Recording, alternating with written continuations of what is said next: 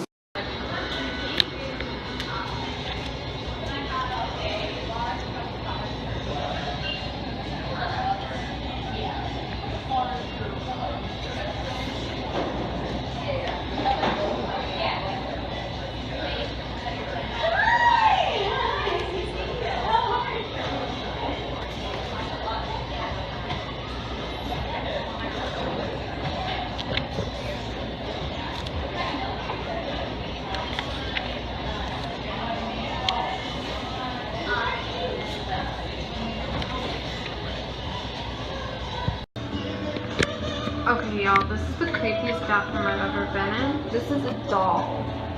It's on display behind the mirror. And then there's just random, like, newsprint on the walls that's lit up, which is fine, but this fucking doll.